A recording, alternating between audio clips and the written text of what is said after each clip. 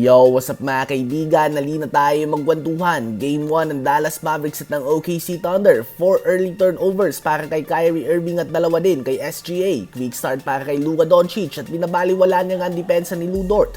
Ganun pa man, both teams are struggling to shoot kaya naman dikit pa din ang game. Isa sa mga highlight plays sa unang quarter ay ang fadeaway ni SGA over Luka Doncic. Pareho silang may 8 points after 1. Medyo minamalas nga si Luka sa free throw line habang ang OKC naman ay sinusubukan na bilisan ang pace at gusto nilang patakbuhin si Luka Doncic at ang Dallas Mavericks. Apektado nga ang Mavs ng 3 fouls si PJ Washington in just 9 minutes. And again, another slow start para kay Kyrie Irving habang si SGA naman ay nakatambay nga sa free throw line. 11 free throw attempts sa first half lang. Nabaon ng OKC ang 62-53 lead sa halftime.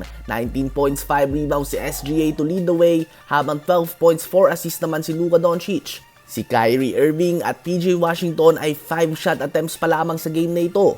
Sa third quarter naman ay pinapakita nga ni SGA sa Mavs ang tunay na MVP. Harap-harapan niya nga na tinitirahan si Luka Doncic. Lumobo na sa 15 points na lamang nila habang si Luka ay 5 of 17 lamang sa field. Sa fourth quarter naman ay iika-ika nga si Luka Doncic at takeover mode din si J-Dub. At tuluyan na nga nakuha ng OKC ang one-sided win at tinambakan nila ang Dallas Mavericks ng mahigit 20 puntos. 29 points, 9 rebounds, 9 assists si SGA.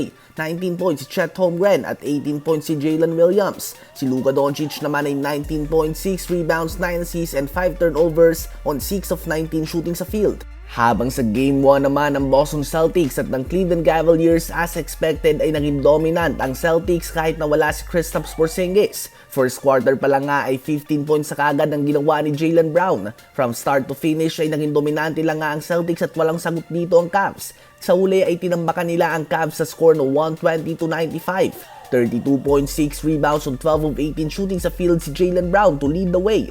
25 points, 5 assists din si Derrick White with 7 3-pointers. 18 points, 11 rebounds, 5 assists and 3 blocks din si Jason Tatum. 16 points si Peyton Pritchard at 14.6 rebounds si Drew Holiday. Sa Cavs naman ay 33 points si Donovan Mitchell ngunit wala nga siya natanggap na tulong. Inaasahan na out pa din si Porzingis sa next game habang questionable naman si Jarrett Allen. Isama na din natin sa update na ito na matapos sa mambato ng tuwalya at heat pad sa loob ng court na posibleng maging sanhi ng isang delikadong injury, si Jamal Murray ay hindi isususpinde ng NBA. Ganun pa man ay magmumulta nga siya ng $100,000 o mahigit kumulang 5,725,000 pesos. Ang desisyon na ito ng NBA ay humakot ng debate sa social media.